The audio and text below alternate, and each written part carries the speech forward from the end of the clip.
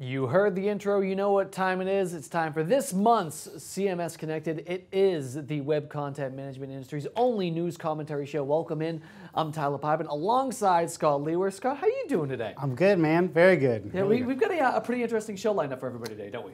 We do. We've got Gabe Sumner on, and we have Brian Rudy, who's great, always does his, he's doing a ModX review for us today, and we have a great topic in terms of mobile commerce, so it's great. Exactly. So that's what we're going to be talking about today. Happens to be the topic of discussion. It's all about mobile and social commerce, and well, e-commerce website without social and mobile features right now is pretty much just ridiculous, to say the least. So we are going to be delving into those topics. We're going to go in the spotlight. Brian Ruby is going to be talking about ModX, and also Gabe Sumner of Sitefinity, product manager at Sitefinity, is going to be joining the conversation on mobile and social e-commerce in just a few minutes. But before we get going, we, of course, as always, have to say thank you to our sponsors that do, in fact, make this show possible. First off, we have to say thank you to Falcon Software. Falcon provides creative design, e-commerce, and web content management, social and mobile solutions for organizations across the globe. And of course, Digital Clarity Group, DCG, is a research and advisory firm focused on navigating organizations through the digital transformation process.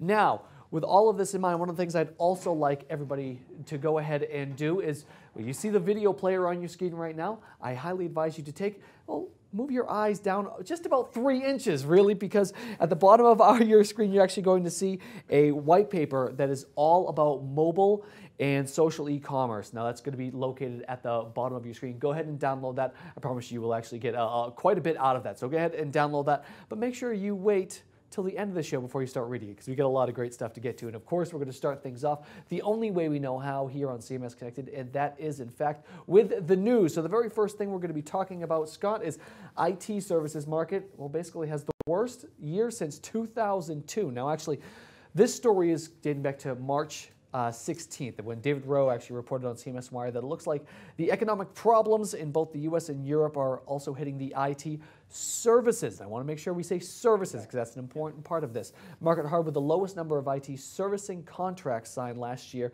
since 2002. Scott, with this in mind, remember I said services contract, because we've actually, the last couple of months, we've talked about how IT spending is actually up, that they're spending more, but the services, the contracts are actually down quite a bit since 2002, like we said. Should we be, ringing the alarm, or are we okay? No, I think the important distinction to make here, Tyler, is that that general IT sector is not necessarily representative of the CMS sector, right? I think, I was, as we'll talk about later in the show today, I was over at Adobe Summit, and where they had a lot of the large kind of partners, the Sapiens of the world, the Razorfishes, and walking the floor, speaking to them, a lot of them were telling me that essentially if they're not growing year over year by 30%, they're actually losing market share. So that's how much the kind of services business in this CMS and digital marketing space is actually growing. So I don't think that report is completely representative of the market that we're specifically in. I was going to say, that's one of the things in particular that we've touched upon last show as well as on shows prior, is that when people mention IT, it has such a broad definition as to who that actually hits. Does that even hit MoMI? Are we talking mobile? Or what actually falls under there? Yeah. I mean, while yes, WCM, the space is big, it's still only a sliver of IT as a whole, isn't it? Exactly. And the other point that they make in there is, so certainly, yes, it's very small, teeny tiny, almost irrelevant sliver of the IT space, right? But also, I think what you're seeing too is that one of the points that they make in here is talking about these kind of mega deals, these $1 billion plus services contracts, and you're just not seeing those nearly as much anymore. That's just not happening, and I think a lot of those were kind of government contracts that were there that are being put in place, and you've seen the government, obviously, a little bit of slowdown in spending, so that's affected some of these numbers. But just generally, again, I think the point is, it's a word of caution, I suppose, at large, and I was even reading in the Wall Street Journal this morning about, how the economy kind of is seemingly doing better, but there's some other indicators that are pointing out that it's not necessarily jobs and such. So I think we're seeing a good upturn, but I don't think that the IT sector reporting is necessarily representative of how we're doing digital marketing. This space is really hot. This space is going crazy. It doesn't mean that it always will. will, but certainly right now, many folks are trying to get into kind of current times and trying to revamp their strategies and protocols and the way they interact with audiences, and this isn't going away anytime soon. So you mentioned that right there as far as how we're going to be interacting and how the space is hot right now, and it's hot because of big time events. Now you mentioned just a few seconds ago about Adobe's Summit Digital Marketing Conference recap. So let's go ahead and let's talk about this because you actually were there. Now for the folks out there unaware about the conference itself, now each year thousands of attendees ranging from digital marketers to senior leaders descend on beautiful Salt Lake City, Utah. Yeah. It's nice this time of year. If it's a one-of-a-kind conference, it showcased Adobe, their partners, their products, their services, really all of the above, their entire offering. Scott, you were at the Adobe Summit, correct? I was there. So talk about that. What's coming down the innovation pipeline, so to speak? Yeah, so first of all, Salt Lake is a great city. Yeah. Not the best drinking city, though, just FYI. No, it was a great city, though. It was a great time, though, sorry. Huh? What's that? You have to look out for those types yeah, of things. I actually got in there with my team a couple of days earlier to have an offsite, and I think we got in there on Sunday and went to go get some wine or whatever to share, and that wasn't happening, not on that day. But anyways, so regarding the summit itself, so they launched kind of their new platform. Right, and they talk in here, I'm going to look at my notes, so they talk about now kind of 5 parts to it. Number 1 is Adobe Analytics, which includes now their Site Catalyst, and their Discover packages. 2, Adobe Experience Manager, which is the one that I'm kind of most familiar with, where it's the CQ5, it's what kind of, when we've talked about web content management here, that's the former Day purchase. That's included in that, along with their DAM product and their Scene7 product. Adobe Target is their test and target. They're targeting one-to-one, recommendation search and promote engine. And then Adobe Social as well, which is their social analytics and context optional, which is one of the purchases that they made. And then the Adobe Media Optimizer. So they kind of relaunched all of those, the full digital marketing suite. I think that the key for me that I saw was a noticeable difference from last year to this year in terms of the way they were talking, Tyler, was, and we've had Kevin in here on the show when he was with them before, Day's background, CQ's background was all really about, when you listen to them present, when I'm on site with a client and listening to them, they have a huge pedigree in kind of the standard space, right? And it's all about kind of open standards, and they really incorporate that into the product. And it was about best of breed mixing and matching. The thing that, and in last year's summit, you heard a lot about kind of like, here are our products, but here's how we play with these other large products, and here's how you can kind of assemble this package together, probably because they didn't have the kind of UI where it was today. Mm-hmm. This year was a completely different feel for me on that, and not in a bad way. It's just very suite-like. So not only in terms of the way that it works and the interface. Which Adobe's known to do, though. Absolutely. I guess you knew they were going to do it, but it's kind of a little bit ironic that we talk about Adobe in this space as kind of one of those best-of-breed players, right? So you talk about one of these kind of really large organizations or with complex environments, and they go out and purchase them, and they might be able to put them in those situations. You have a very heterogeneous environment, right, where you're talking about having to mix and match with a number of other large tools, and kind of here they come in. What was the kind of unspoken part was, okay, well, how does this work if I have web trends and not your Omniture package? How does this work if I have this and that, the other thing? So that's a question in my mind still. I mean, they certainly can interoperate together, but that experience that you have where all of those pieces are there together kind of in that suite, it was just looking a lot more sweet, S-U-I-T-E. Which was, it just seemed a little bit different to me than what they've talked about in the past. So that was a big takeaway. Do you like that or no? I'm okay with the suites. I mean, we're going to talk later about something that, another analyst in the group talks about, kind of avoid the suites or look out for the suites. I think the suites are fine. I think it's okay. I think the key to remember, though, is that a lot of these different pieces that we talked about when we ran down, while you're pulling them into one interface, and that seems like really great, that kind of assumes the mindset that a single type of person is using any of those, when in fact, a marketing organization that we've talked about here is very siloed. You've got the analytics people who are doing over there, and you've got people all over the place, only still coming into this kind of suite for one part of it. So the real question is, less about the interface needing to work back and forth with all the parts and pieces, and more about kind of, is the data underlying, are you able to kind of gain the benefits of the fact that your social platform is on the same one as your content management platform, that sort of thing. Excellent. So interesting for sure. All right, let's go ahead and let's move on to the next item, and that we're going to be talking about is, well, HP and how the board avoids the axe for now, so to speak. All right, so after a botched autonomy deal and 3 CEOs in basically as many years, observers were watching closely last week to see what investors would do with their first chance to express their opinions since the whole autonomy accountancy malpractice claim and counterclaim yet. That whole ordeal. Now, at the end of the meeting, the board remains in place, and it seems to be business as usual, but I think the question that everybody's really trying to ask is for how long? I mean, I know we talked about this very briefly, beforehand. Kind of give me your thoughts quickly.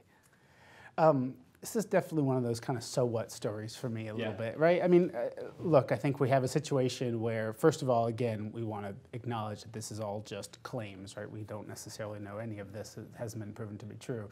In fact, it's kind of in Meg Whitman's interest, who's come in and come to the company, I guess it was about 18 months or so ago, maybe 12 months ago, kind of came in, and then one of her first acts was to first say, hey, we're going to hit these next numbers. We're going to go ahead, I'm going to stick with the numbers that were posed and go and hit them. And then when they miss them, she's the first one to go and point out and say, hey, we find some malfeasance and some problems in the way that the numbers are reported.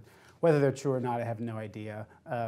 I have other friends in the industry who are one of the folks who kind of even passed along that information, and we haven't touched on it, directly together. But I think the information probably comes from some credible sources, and frankly, all the companies do that a little bit, where they kind of put revenue in the wrong place a little bit, charge us off as licensing revenue, when in fact it was, maybe that's why the services numbers are going down, is because all these large vendors are, instead of counting it as services, they're counting it as license, and HP is buying products at too high a valuation. But I think this is a case where you've got HP, it's a struggling company, struggling to find itself and trying to figure out what to do with its hardware side of the business, buys another company in autonomy who had a great search product, but basically had also bought a company in autonomy which has been struggling to innovate and keep up. It was kind of one of the leaders for a long time. All of them really like trying to find their places now, and then so whether the board was ousted or not, so what? The point is that you're still in trouble. You guys are still hurting. If the people didn't vote you out, it's just because they didn't care, frankly, to do so. But excellent stuff. All right, we're going to go ahead and move on. We go another story that we're going to go ahead and get to. This one is a long one, so bear with me, folks. Keeping a close eye on the technology vendors, really. So this actually, on March 6th, an analyst from the Real Story Group actually published a blog post, Is Social Marketing Vendor Awareness Headed Off into the Sunset? Now, in the post, it basically sums up by saying, awareness has gone through many twists and turns over the past decade, most recently helping organizations manage their presence on sites like Facebook's, Twitter, Pinterest, etc. However, of late, we've noticed a few strange things that set off warning bells for potential customers, such as total silence on their social media pages. Now, for a company that is described as a social media marketing vendor, it's kind of odd. Digging a bit deeper, that they actually found that mass employee exodus was taking place in a few months. Senior executives are basically sporting ex-employee on their LinkedIn profiles. But kind of talk about this in general. Again, this is another one of those posts that we kind of talked about beforehand. There's kind of two arguments and two sides to the story here, because you can look at it and say, okay, well, yes, this is a great headline, so to speak, because we think, oh, awareness is gone entirely. But there's the other side of it. Well, no, there are some companies that are absolutely killing it right now, aren't there? I think the question is this any sort of a, first of all, is it true or not? I don't follow awareness directly, so I don't have any personal, but I will say that Kashyap, who wrote that post, actually, it seems pretty credible. I went and looked at it today. I actually even tried to call them this morning. Every number, US and Canada, are all busy signal. So, the 800 number, the regular number, you can't get in touch with anybody over there. So I don't know. I do know, though, that they just took a couple $1 million, which was put them to about $20 million in funding as of the summer of last year. So they wasted somebody's money if they are gone. But I think the bigger question, as you point out, is this kind of social marketing stuff for real or not? And just watching these companies kind of come and go into the marketplace, I think generally it's still a very hot area, right? So social marketing, you look at Buddy Media and the acquisition that Salesforce.com did when they purchased them last year. You look at is it Vitru that was also purchased not long before that for $300 million by Oracle. So these large companies who are assembling these kind of suites and these packages and want to focus on how do you market to your ultimate audience and consumer, social is certainly still a very big play for them. And for the small players, they can either be swallowed up by them and have these wonderful paydays, or they can struggle and try to make it on their own. It's a tough course to. Yeah, it's a tough, and hopefully get, like we said, hopefully they get grabbed by somebody else, and someone, maybe their valuation is too high and they get picked up by them, right? I wish I knew more about awareness specifically and kind of what's happened with them, because I don't know that it is any sort of an indicator at all, as the kind of the naysayers would want to say that, oh, it's not all it's cracked up to be, and maybe that's true, but there might also be some very specific situations here. I think overall, social media marketing is generally doing well, although we'll post some, I think in the rapid fire today, we talk a little bit about some of Forrester's research that basically they're saying that that's not necessarily highly trusted yet. Fair point, by consumers, fair point, but it's a part of a whole lot of ways in engaging with folks. Overall, we're going to talk about commerce here today, e-commerce. Yeah. Only 17% of buyers are like heavy online buyers, and that's kind of their first thought. Like 60% of the people in the world don't even care necessarily about buying online right now today. So how much does social marketing even affect them? It's a small, we're talking about capturing and engaging with a small part of a much larger audience, which I think is still extremely relevant, but the whole field is growing, expanding, and I guess in some cases collapsing. Yeah, definitely. Like I said, two ends of the spectrum for sure. Okay, so the last story that we're going to go ahead and get to right now is actually about, the customer journey strategy. Now, a new report from Forrester Research actually suggests that many marketers are having trouble with customer engagement because they don't quite understand the entire customer journey. Now, the report, Fragmented Path to Purchase Demands Everywhere Marketing, says that there are actually 4 different stages of the customer journey: discover, explore, buy, and engage. Now, Forrester notes that while the stages have had some headings for each customer, these people are unique individuals who have different motivations and use different social channels, so they have to be treated as differently as possible. And that's something that we see here quite often. Now, with this report, the company actually gives advice on how B2C marketers can better understand the consumer landscape, and they actually can develop a better engagement strategy. So, Scott, it seems like kind of a complex, web of engagement because of how different it can be for each person involved. Kind of talk to that a little bit, because each person, like they said in the report, you have to touch them in a different way in a sense. Yeah. So right. So I guess let's first go back and acknowledge that there is in fact a buyer's journey, that it is not in fact linear, and that while they kind of listed those out as engage as kind of the last point, it sounds as if it comes after the person, after buy, right? And it's not. It's kind of through, as by the way the report points out. It's throughout the cycle. But it does, the point is that it does certainly continue afterward, because you've now, once you've bought, it's at that point that you're going to be likely to either recommend or not recommend, I guess, or bash or anything like that, the products that you've just purchased, right?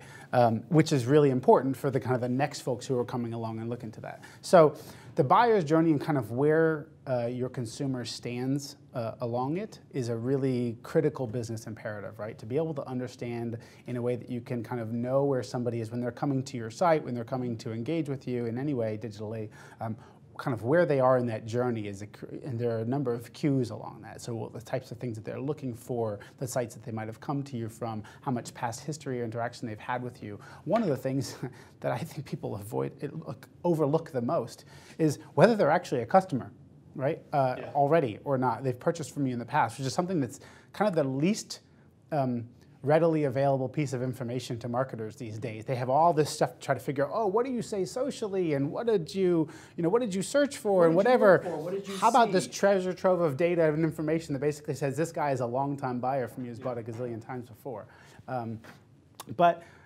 So I think the point is that it is ultimately not only about the individual customer, but where they are kind of in that process along the way.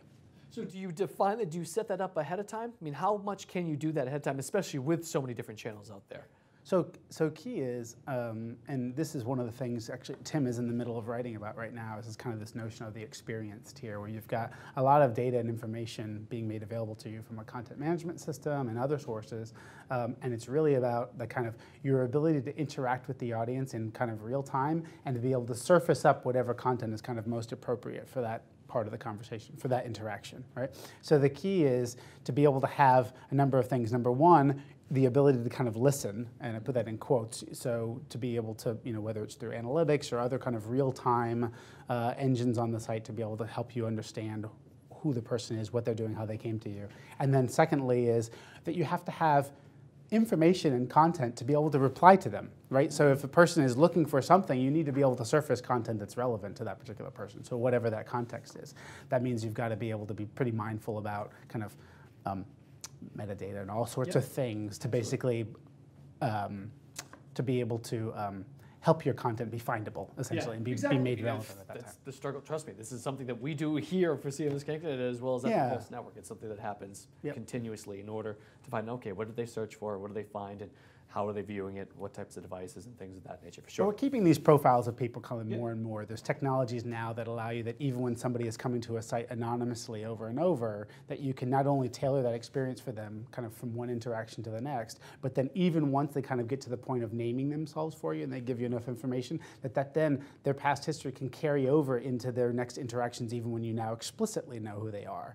So you can have that full interaction. The question is kind of, what do you do with it? What information do you have that you can kind of put to use once you have that information, right? So, Excellent stuff. So that right there, folks, is going to do it for the news segment. But as we promised, today we are exploring mobile and social e-commerce, that entire equation, really.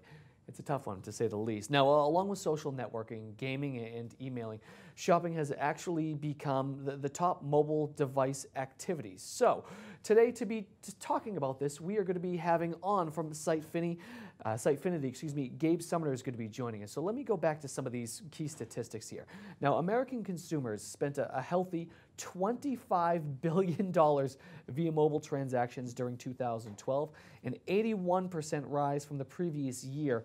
And by 2016, that figure is expected to reach 27%, or a cool $87 billion. Now, while $27 billion may sound like a lot, it's but a fraction of the overall e-commerce sales in 2012, 11% to be more precise. So joining this discussion, of course, as I mentioned, we welcome Product Manager at Sitefinity, Gabe Sumner. Gabe, welcome in. How are you doing today? Thanks a lot. I'm good. I'm good. Excellent. Good to hear. So let's kind of just dive right into it. Let's get started. Now, popularity, I mean, we've seen it. Tablets, smartphones, I mean, everybody's got it. I mean, Scott's phone's been ringing off the hook this entire show. Trust me, Scott, I felt it this entire time. Now, mobile e-commerce and social media are quickly becoming, winning combination. There's no discussion or debate about that. From your perspective, though, where are we today in regards to mobile experiences being used in an e-commerce application, really? Yeah, so my personal take on this is I really do think we are, perhaps not in our infancy, but in our toddler stage. And the reasons I say this is, you mentioned the success, and there's no doubt about that. But I think you see the headlines are often dominated by really just the top online retailers in the world. So you see articles even about the 2012 holiday season where Amazon is enjoying all this success. Like they've closed the gap between customer satisfaction on desktop devices and their websites and then mobile devices. And then you see eBay and all these other vendors, and they are the ones really dominating the headlines that you see around all this success around mobile.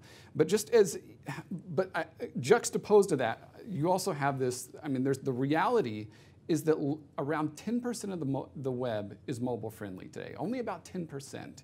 And then even amongst companies who have created dedicated mobile experiences, 33% of their mobile visitors are choosing to bypass those experiences and actually visit the desktop version of the website, which means they're actually pulling up the mobile version of the website, scrolling down to the bottom, and clicking desktop. Like 33%, a full third of them.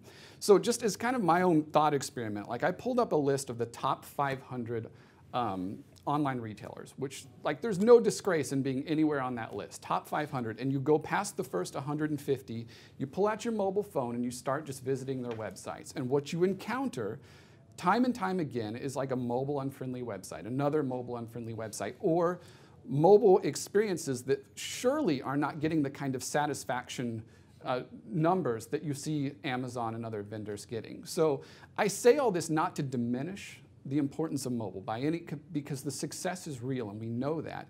But I say this really to make a point to those who aren't enjoying the kind of successes that they're seeing in the headlines, because I know that a lot of people are struggling with this and it can become almost a paralyzation. Like you just feel like I'm just way behind. There's no chance of me catching up. And my message to all of them is you're not abnormal. Like lots of people are struggling with this. But I think now is a great time to get started because we know the successes that others are experiencing and we can also learn from both the good and bad of those that have come before. So I think that's kind of where we are. And that's why I say toddler stage, perhaps, the opportunity is real. Now's the time. I think our window of the window of opportunity is there, but it is shrinking. And I think within 2 years, that opportunity turns into a liability if you're not fully addressing mobile.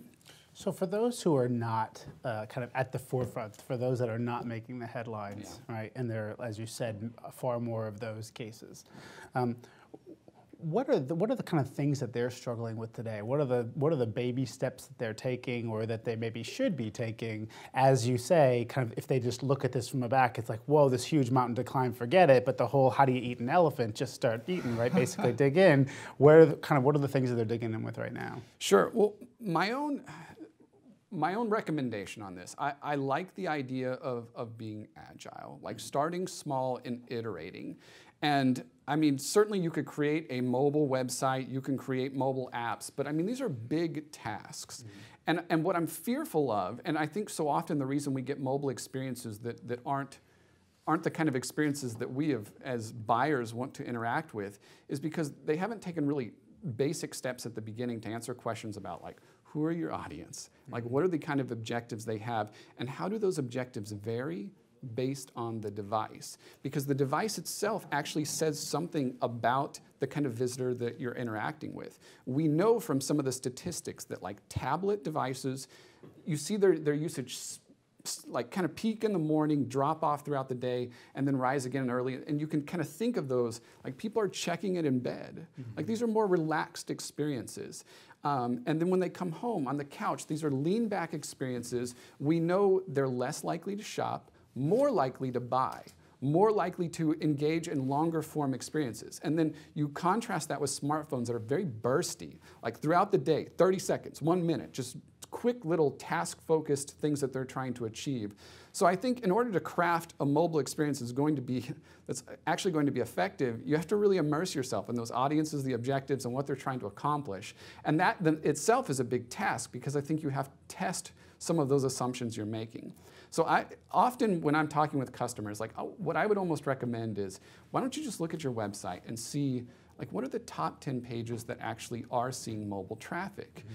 And what I know we've often discovered is, it may be 8%, 9% on the home page, but then you look at, and I'll just take our own example, like a webinar landing page, and then suddenly it's like 30%. And you can imagine these are people following leads they got from emails, from their phone. Mm-hmm. So you can enhance that, you can optimize those kind of experiences starting out and use it as a mechanism for testing some of the assumptions that you have about mobile visitors and then kind of build from there. So with regards to your question, how do you eat an elephant? I think that's how you start a little small. You start with the pages that you know are getting mobile traffic, test your assumptions, build from there, and I think as you learn, then you'll be equipped to better create a dedicated mobile experience that actually addresses the needs. Gabe, talk about social. I mean, because that's the other part of the equation that kind of gets mixed in, especially now we talk about the incoming rise of mobile, but social is the exact same thing. Talk to social and what's taking place and how they interact with one another at this point. Yeah, so like mobile, social, and kind of all that, I guess, my answer, which is going to sound a little simplistic for addressing social in the context of mobile e-commerce, even e-commerce in general, it starts a great deal with content. And I know that's a very, very basic answer, but let me explain a little bit. So as I think about this, it's like the buying journey, and this is what we're recognizing with these online stores. The buying journey does not begin on a product details page. It doesn't begin with adding something to your cart or clicking a buy now button. It begins very often with a question. Just as an example, it's like, I want to find the best commuter bicycle. It's a question, and it's a question you're going to ask of search engines, or it's a question you're going to ask of your social networks.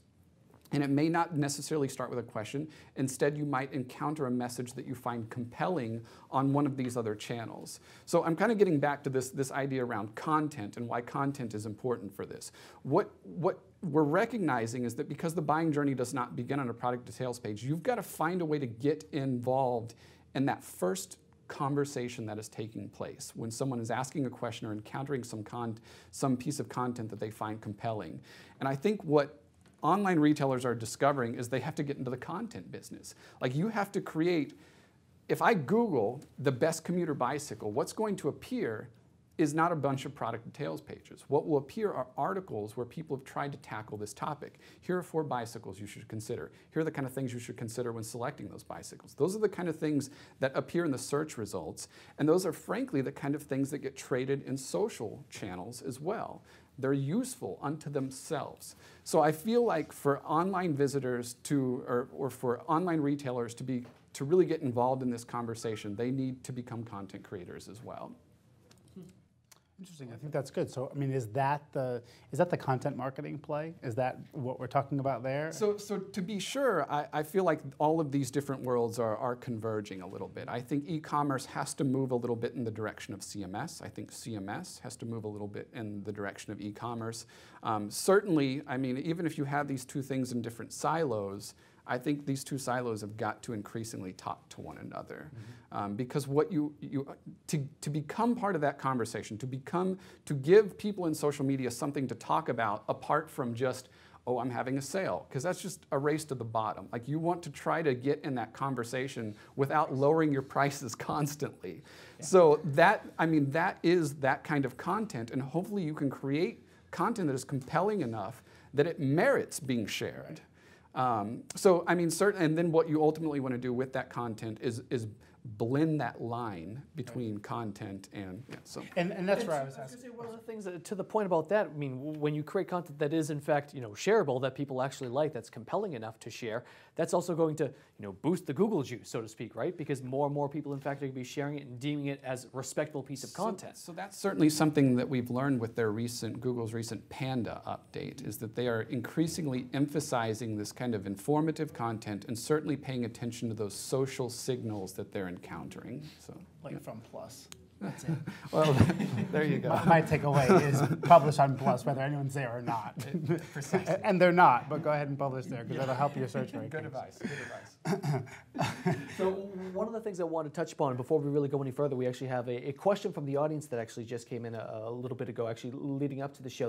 Tony Barker from the UK actually sent out a question to us. Says, does the panel think that responsive design, now this is something that I'm sure, I see the smile on your face, Gabe, right now when we're talking about responsive design, can ever be the best solution for e-commerce development, or is it one area where mobile only and native apps will always have the upper hand? Can they give any examples of excellent, truly responsive e-commerce applications? That's a really good. Do you have? No, look, I don't want to dictate whether responsive design is appropriate or not for a commerce situation. If responsive design has a very good place in this space today. I think one of the first things that it helps with is the point that you made earlier, which is that strategy of thinking about who's in your audience and what are they there trying to do. Because as you know, responsive design is just a layer to essentially say, make this more readable and either include or exclude certain pieces of information on a mobile or a various sized experience. But it's not necessarily appropriate to say for all whether that's better or worse than an app or anything else. It really depends on the situation. If you're in a case like like what you were talking about, where there might be more information to read about, you're reading about carts, and somebody actually has taken your advice about kind of writing more articles and becoming a subject matter expertise in kind of a true content marketing sort of way, right? A bike manufacturer is writing stuff about kind of the capabilities of these things, what they do well with, how you can use them, how you can, whatever. on that particular site, yes, maybe you can buy there, but should that be an app? No way, because you're not going to be able to put forth all that great content there. So I think it's kind of up to the situation. Yeah, and I think the selection between, and I really think of it in terms of like 3 mobile strategies. You've got responsive websites, and mobile apps. And in terms of trying to choose between those 3, I think it really does come back down to a deep understanding of your audience and their objectives and how those objectives might vary based on the device. And I think if what you're truly trying to do is offer one experience to all devices, then responsive design makes a ton of sense. But I think as you travel down that road, what you often learn is a little bit more information about how those needs differ between those different devices, and that's when some of those other strategies make sense. And I would also say, you asked about, or I think you asked about getting started in the beginning, or you asked about how to eat an elephant, and I think that comes back to responsive design in many ways makes a lot of sense for that, because it does let you get started slowly, section per section, before just fully having to jump in and perhaps creating something that doesn't even solve the problem. Exactly. Yeah. Excellent. One of the things that I want to ask you is, how the web content management industry helping with m-commerce strategies at this point in time? I mean, is that something that's really taking place? Yeah. So there was a blog post recently published by Forrester's David Aponovich, and I think and it deals a little bit more with CMS, but the title was something along the lines of, "In the rush to mobile, where are the vendors?" And it kind of supports this sentiment, and I think this goes back to why 90% of the web is mobile friendly right now, and why so many people are failing to create great mobile experiences, is because most of this stuff we're talking about has historically kind of fallen outside of the scope of what CMS or e-commerce systems do. It's just kind of been left to developers to manage these technologies on their own. And what that almost does is it puts us right back into the 90s, where we had like webmasters. And you had to go through a webmaster to translate every idea you had into reality. And the people kind of that are creating the content or setting the pricing, like they're constantly having to engage with some developer to translate their ideas. And I think that's the consequence of these tools not fully embracing e-commerce at this stage. So again, back to what I'm saying, we're kind of in our toddler stage. I think the opportunity is real here. We definitely recognize that, but I think all of us are just kind of coming to a point to figuring out what does it mean to actually seize this opportunity on a mass scale. Yeah, I think you're spot on there. I think, what do you think about the phenomenon, and I know this wasn't a prepared question, so I want to get your off-the-cuff answer here, because we like to do that to you. Lights are shining bright, and why not? Let's get the freshman. So about showrooming, the whole idea of somebody going into a Best Buy today, and they're essentially on their device, and they're looking at. On Friday. Is that, yeah, exactly, and they're looking at competitor sites, and they're maybe shopping and buying from an Amazon or something based on having just experienced something interactive. What do you think? Those sorts of retailers that are experiencing that or dealing with that right now, like a Best Buy or like a Target or something like that, what can they do, I guess, to kind of stem that tide? You were saying it's not about this kind of race to the bottom. You don't want to just be in a pricing situation, but how can they? Do you have any advice from a commerce perspective? Wow, that's a hard answer. Yeah. You've probably read some of the things I have. I think Best Buy, the way they're confronting it is they're just flat out saying, we'll match the price if that's. And I don't know. Honestly, I don't know how you entirely stop that. I mean, maybe the kind of things that you have to do is you have to start thinking a little bit like Apple, where you're not just selling a product, you're kind of selling an experience and the whole environment around it. So, I mean, it feels like, and maybe this comes back to the content part of it that we're talking about a little bit, where you have to think beyond just having products online and selling things, but you have to think about creating relationships and creating a persona around your brand. You answered it exactly what I would have wanted. I was going to say, I've been in that situation myself, where you're truly in the store, you're looking up the product, trying to find the review, more often than not even to see the price, and you're saying, well, they don't even have anybody talking about this product. There's no discussions around this whatsoever. So people must not be talking about it. It must not really exist, must not be worth my time, my effort. So I've walked out of the store. So that's kind of something similar that has actually happened to me personally. So hearing that, spot on with you. So, we've only got a couple minutes left here with you, Gabe. So let's talk about Sitefinity. What's kind of on the horizon for Sitefinity So right our now? next big milestone is Sitefinity 6.0, which is coming up. It'll be released late April. And we plan to really dramatically raise our mobile capabilities in that product. We've historically, we've kind of addressed responsive design. We've integrated responsive design directly into the CMS. So we talked a little bit about how tools need to rise to the occasion. We're trying to kind of pioneer what that looks like. With Sitefinity 6.0, we're also going to address those two other mobile strategies that we talked about. So mobile websites, having dedicated websites, and then also mobile apps as well. So we will actually have the ability to generate mobile apps from the content that you're managing. And kind of this idea is that you could choose one mobile strategy, you could combine all three of them, but we want to try to create an environment where the CMS is aware of what you're trying to achieve through mobile, and you can publish once and it broadcasts through all the different mobile channels that you have accessible. So. I saw you taking notes over there as he was speaking. As soon as he said that, you're like, I need to make sure we make note of this. Yeah, no, it's good stuff. I think you guys have I think, made some of the greater headways, or you were one of the first out of the gate with the whole, essentially allowing the marketer to essentially affect the responsive design, through the use of your tool itself. I think it's pretty innovative. I like It's that. definitely an evolving area for sure. Yeah. Absolutely. Gabe, honestly, thank you so much for coming in today. Really appreciate it. Great conversation for sure. I absolutely love it. Yeah. It's excellent. Gabe Sumner right there, folks, of Sitefinity. We are, in fact, going to be taking a very quick break, but when we return, we are, in fact, going to be going in the spotlight with ModX and also our very popular Rapid Fire. Coming up next in just a few seconds here on CMS Connected. Businesses today demand a powerful web content management and online marketing platform that can provide the best value at an affordable price with unlimited website possibilities.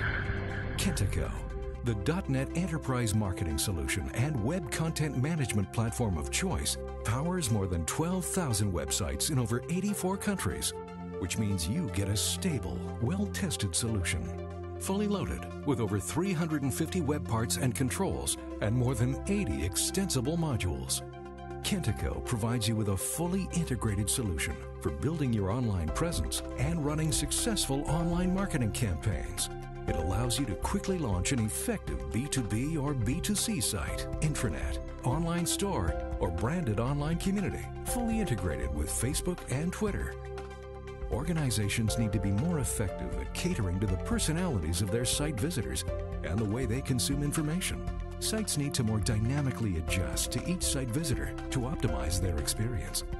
Kentico EMS delivers a complete customer experience management platform that provides all of the necessary capabilities for interactive marketing, from planning and conception through optimization and execution. And lastly, analysis. Gain the insight required to analyze your marketing performance.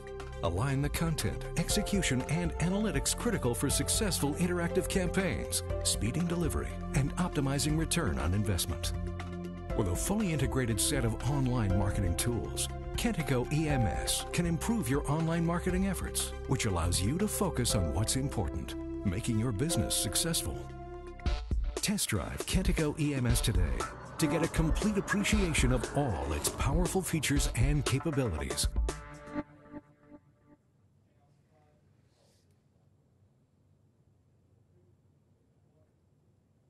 All right, welcome back into CMS Connected here on thepulsenetwork.com. I'm Tyler Pyman. Big thanks to Gabe Sumner from Sitefinity taking time out of his day to jump on the show with us, but it is, in fact, time to move on.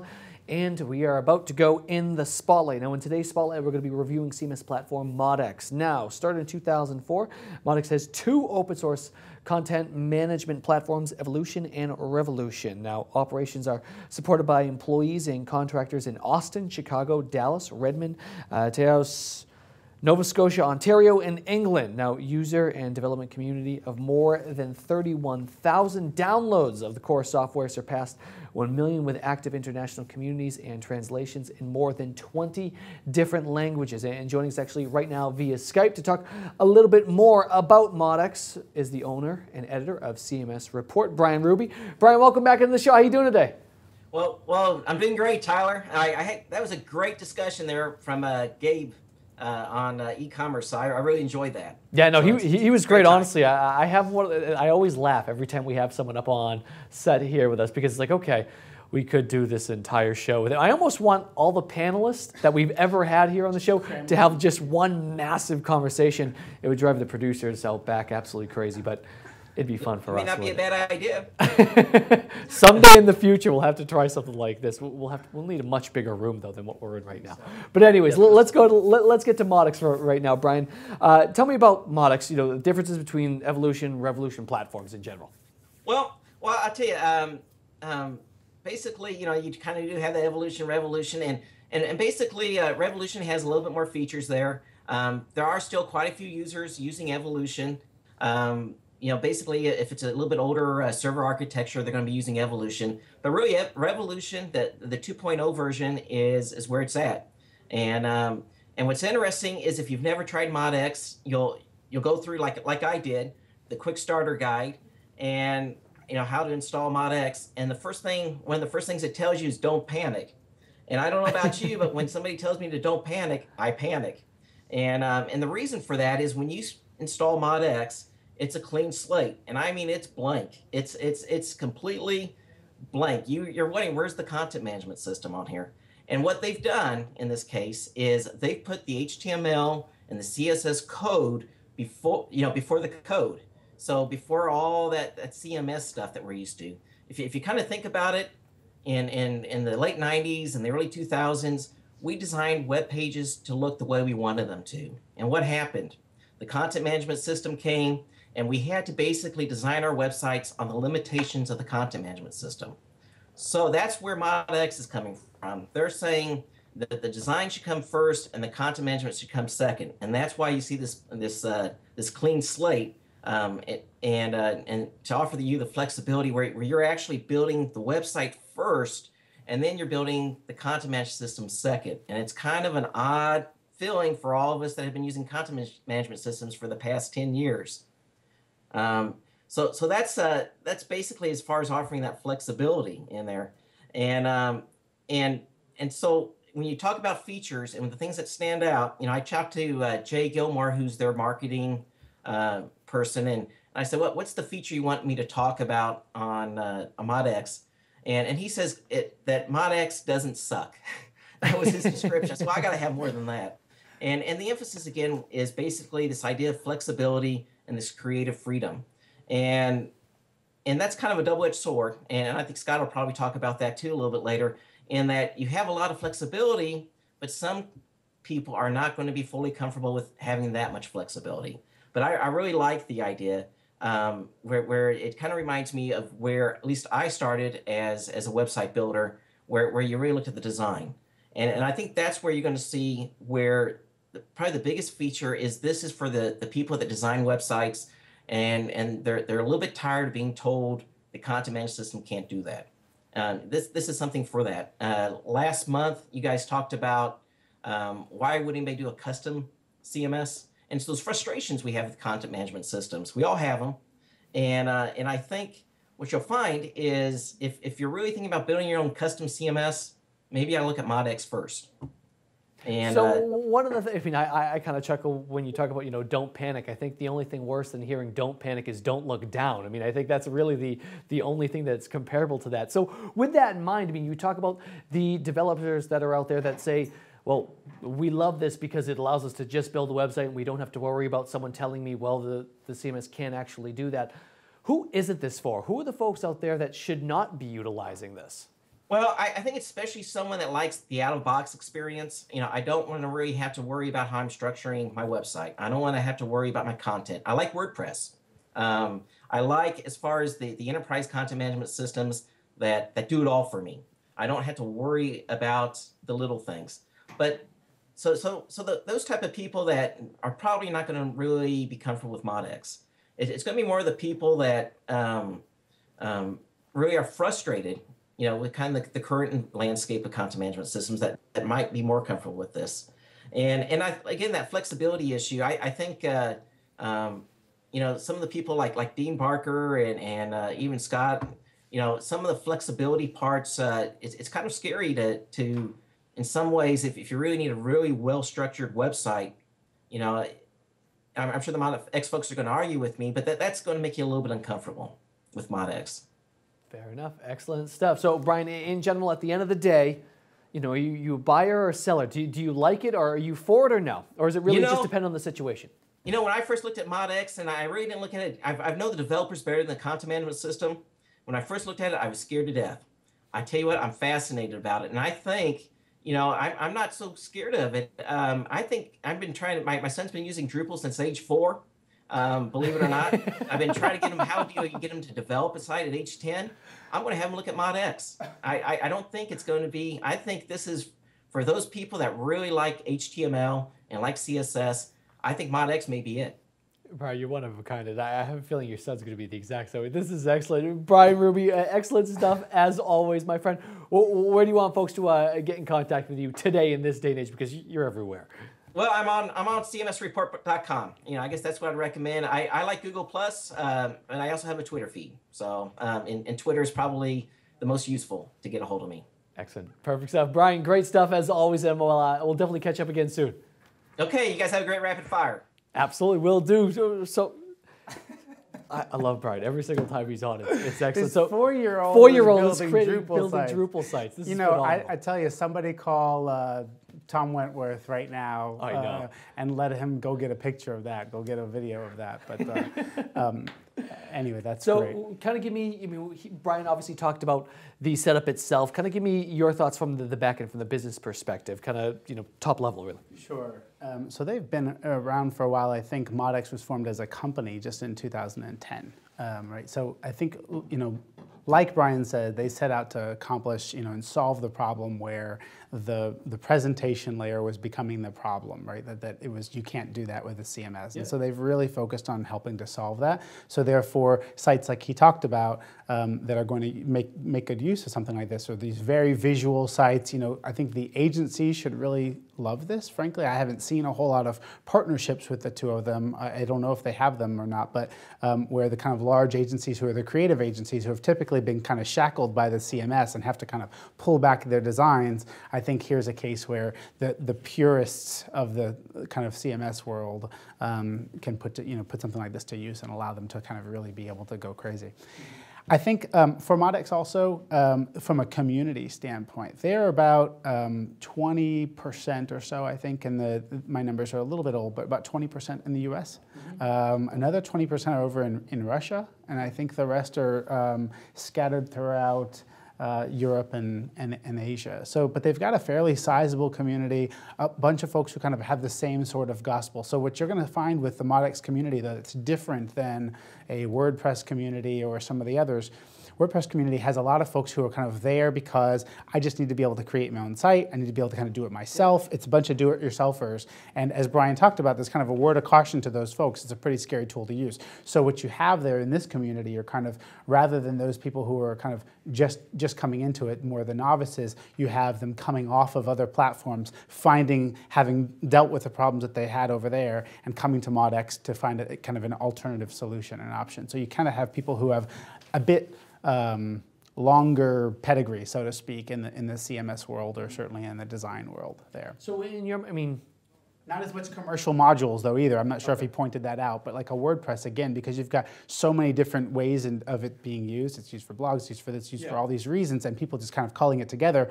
which then spawns the need for all these little one-off plugins, essentially. You don't have nearly that sort of an environment, I don't think, in ModX.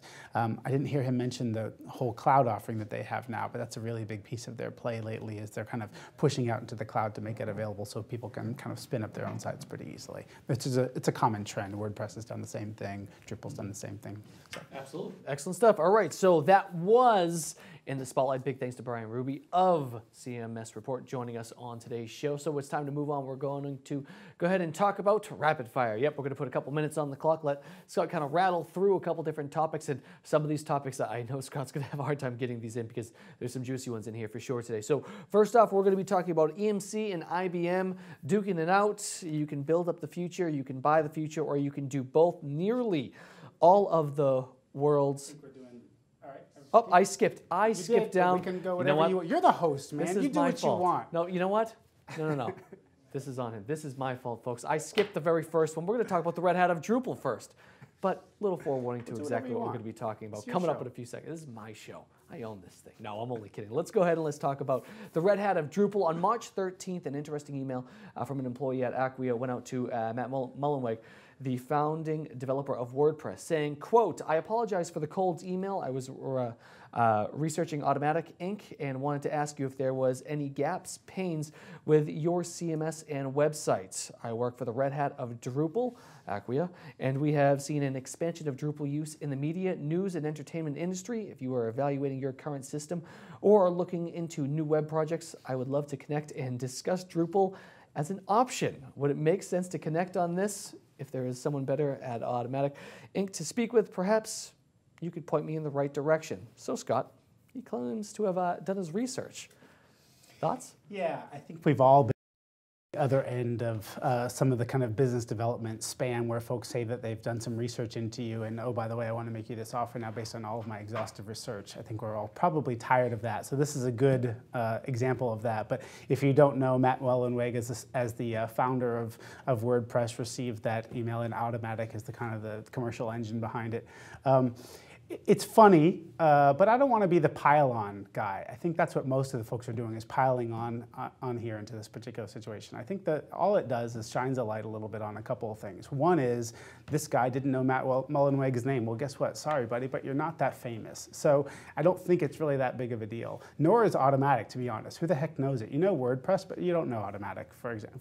So I think, let some of the air out of your head a little bit. I think we've gotten a little too far in saying that this is such a big obvious mistake. Second, though, is I actually like Tom Wentworth's response in that, where he basically said, hey, let's make some fun of it, but take the guy's name down, because I think it was poor of Matt in that case. He actually posted originally the guy's email and phone number and all that kind of stuff. And so, all the WordPressers jumped onto that and probably piled on the guy. He's since removed it, which was nice, but have a little bit of fun, but don't put the guy out there so far, I think. Okay, excellent. So now we get to the story that I just jumped ahead and I just wanted to talk about it. I'm sorry, folks. That was me. No, EMC and IBM duking it out. You can build the future, you can buy the future, or you can do both. And nearly all of the world's big tech companies choose the latter. Case in point, EMC and IBM currently duking out over SoftLayer. Scott, what does SoftLayer have that's actually worth fighting over at this point in time? So SoftLayer is I think they are the largest private web hosting firms that's out there. So this is a pretty big deal to see that they've gone. I think Morgan Stanley is one of their primary backers in this. They are in fact looking for a buyer. It was brought up by AT&T, who's one of their largest clients, along with Citrix and SlideShare and a number of other ones. So one of the largest networks that's out there, and certainly we're going to see the players like an EMC and an IBM get into the bidding on this. Certainly IBM has much larger purse strings than the EMC does here, and also more of an inclination, I think, to actually make a purchase of this size, where they're talking about a couple $1 billion potentially for it. But I think the bigger thing about this story is not whether or not they're going to actually be purchased, but more about the kind of interest in the cloud from the large vendors, that this is kind of the way of the future for them. And we're going to be talking about cloud quite a bit more in the next show, I believe. But it's a trend that we're seeing is not going anywhere. So let's go ahead and let's move on to a story all about CXM Suites. Now, we talked about Suites a little bit earlier when we were talking specifically about Adobe. And the Real Story Group, actually, they're the ones warning against CXM Suites. And it's all because of a March 6th article that was on econtentmag.com titled, Real Story Group Warns Against CXM Suites. So Scott, kind of give me your take on this piece and Suites in general, because we did talk about it a little bit earlier in today's show as well. We did. It came up. And I appreciate Arena for writing that, and I know her opinion on this topic. I tend to differ. I think it's one thing to have a point about web content management systems being able to claim much bigger capabilities than they actually have. But I think the point about whether CXM is a real thing or not, it is not necessarily a technology supported by a number of technologies, but it encompasses web content management, email marketing, marketing automation, search, a number of things to essentially help to create this experience and have that relevant conversation with a single person. I think the idea of a suite is just fine. Not everybody can pull together this best of breed thing, make that all work together. It's totally fine and appropriate for especially these vendors that are in the kind of the mid-market space to be able to present all these capabilities. The dirty little secret is that of those individual marketing automation tools, that sort of thing, they're like use 20% of their capabilities. And so to basically say, well, these are not purest pieces, and you can't get the full capabilities, so what? They're not fully utilized anyway. I'm way over on my 1 minute today, but I don't know. I feel like riffing, so you feel like changing the script up, I feel like riffing. Like change up the format. We're fine with it. Okay, let's move on to the fourth story, and let's talk about consumers suspicious of social media. Now, we talked about this a little bit earlier in the show as well. March 21st, Natasha Lomas, a reporter for TechCrunch, wrote an article based on Forrester's survey of how consumers are still pretty suspicious about social media marketing. Now, we've talked quite a bit about social media marketing today. Get into this a bit more, really, because it's an interesting thing to kind of take on it, really. Yeah, I think it was really about kind of, so the question that was asked in the Forrester survey there was around kind of what are the ways that you make these buying decisions, and so it touched on everything from, I talked to my next door neighbor, all the way down through, I read the email spam that comes to me. If I'm at Mullenweg, I get a notice in the mail. So it's kind of everything in between. Social media marketing was one of them. And the point was that it's relatively, that it's not necessarily well received or rather trusted. I think that's valid. Any time that a brand is the one that's out there kind of putting out information about themselves to encourage people buying, it's going to be received with some skepticism, right? And so I think the point becomes, as Gabe made earlier and we've made on the show in the past, the notion of content marketing is this idea about you still have marketing activities, but layering that over with information about the subject matter to put yourself in a position to be a subject matter expert is important. Any sort of marketing, whether it's through the social channel or through whatever, just direct marketing, is going to tend to have less kind of uptake today and be generally received skeptically. All right, the fifth point that we're going to go ahead and get to is Microsoft clarifies Yammer plans. This week, Microsoft made its plans to integrate Yammer more deeply into Office 365 and other Microsoft products official. So talk about this, not really stunning release, but talk about this. Yes, I think we talked about this a little bit ago, right? So before this announcement came out, we talked about the idea of, certainly one time last year, we talked about the acquisition of Yammer and what that meant to some of the other vendors in the space. And then we also talked about whether, I think last episode, whether SharePoint as a term was going away or not in favor of some of these other things. I think Yammer, much like, frankly, they announced today, Benioff announced this morning here in Boston, the idea that Salesforce.com is going to start to use Chatter as its primary interface. Microsoft is also pegging, a whole lot of emphasis on the use of Yammer and kind of the social and emphasizing the social and collaboration aspects to its platform. And I think that makes a lot of sense. I think what we talk about is we say that kind of a better experience outward towards your customers is only created by an internal engagement experience by folks inside the organization. And so I think it's extremely relevant to point out being able to allow folks to collaborate internally and be able to collaborate on documents and everything else. So frankly, it's only surprising that it took this long for them to kind of come out and say that, but it's not surprising that they've made the move. Definitely, without question. All right, let's move on to the very last topic. Happens to be about .NET Nuke. And on March 19th, Brian Ruby, who you saw just a few moments ago from CMS Report, wrote an article on how .NET Nuke is moving into the corporate website communities with DNN Social. What do you think, Scott, about this move for .NET Nuke? Yeah, I think this is. I think it's actually it's an interesting move for .NET Nuke because we see here a open source vendor in .NET Nuke that's basically kind of the leading .NET open source vendor that's out there. Again, spearheaded by they went rather commercial. They went commercial rather recently. I think what I really like to see about this is that the direction that you see in the kind of the commercial open source spin that they're taking now, where they really are devising out that roadmap and deciding what's going to happen with the product. I like what they're doing in terms of essentially making the use, and they're kind of adding gamification to the way that it's used. I mean, one of the biggest things that we see from an adoption standpoint in content management is the ability, yes, sure, you want to enable all of those kind of business users to be able to access the tools and to write content, but the biggest thing is being able to encourage that. And the lower that you can kind of lower that barrier to entry and make it easier on them and allow them to get support and do some gamification tricks to kind of encourage use of doing certain things, I think they've done a good job making a move towards that. We talked about that earlier. So yeah, I like what they're doing. Excellent stuff. Good show as always, my friend. Awesome stuff. Yeah, good stuff. It was a good, fun show. Love it. Great. It was actually a really good conversation today. I love the entire show for sure. So that's going to do it for us today. That's all the time we do, in fact, have for today's show. Now, our next show in April is all about cloud. As Scott mentioned, it's going to be a spotlight feature on CMS vendor EpiServer. So make sure to mark your calendars and make sure to continue to take a look at cms-connected.com.